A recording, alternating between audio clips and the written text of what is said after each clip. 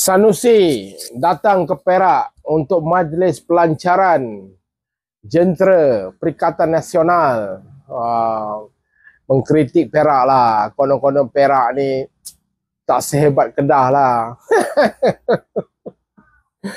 Aduh, engkau dekat tempat engkau pun kau dah gagal. Lita ke mana? Yang paling ketara sekali, loji rawatan air Sungai Limau. Piling je. Tak buat apa pun. Peruntukan daripada pusat patut dah clear. Apa pun kau tak buat. Itulah satu kegagalan. Salah satu kegagalan kau yang paling besar, Sanusi. Kenapa tak boleh siap? Pasal nawaitu kau.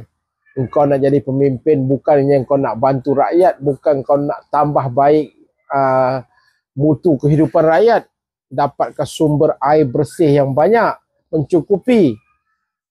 Pasal kepala otak kau fikir pasal politik je. Mulut tu nak bercakap kotor je. Kan? Pasal dah ada biasa. Maki, fitnah, hamun, minta maaf. PAS ni bukan parti hikmah. Bukan parti bil hikmah. Parti bil maki wal hamun. PAS ni. Lepas tu buat cerita dongeng. Cerita dongeng kononnya pahlawan di negeri Perak ini adalah pahlawan bernama Si Pitung. Si Pitung. Aduh, asal boleh sebut je.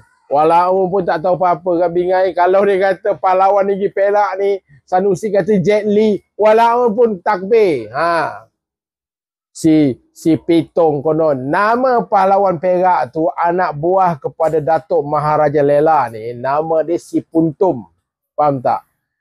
Datuk Maharaja Lela ni yang membunuh Resident British J.W.W. Birch. Faham? Buat cerita dongeng. Si Pitung tu pahlawan Betawi.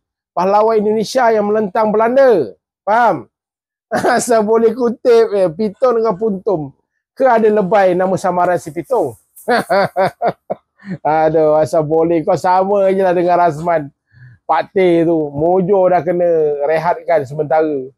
Kalau tak ada, yang PAS datang, jual agama dekat air kuning. Yang bersatu datang, jual bangsa. Kalau Pak Teh datang, jual agama, jual bangsa, jual fitnah lagi. Ajak Mastura sekali. Ingat orang don air kuning, jangan terpengaruh. Apa dia buat dekat Kedah, Lita pun tak ada, tukang baca skrip. Loji air Sungai Limau. Loji lawatan air Sungai Limau. Apa jadi? Jadi batu asas, jadi batu terakhir. Itulah dia. Lagi nak mengajar Cikgu Sarani. Bonus Perak, bonus raya 1,500. Kedah berapa? Sebab itu jangan ajar. Yang dia punya isu sekarang, hujah dia main isu perkauman, main isu agama. Undi BN dapat DAP. Punyalah haprak. Walau bertakbir. Allahu Akbar. Aduh, minta-mintalah orang don air kuning jangan terpedaya dengan Sanusi ni. Pergi tengok apa dia buat kat Kedah tu.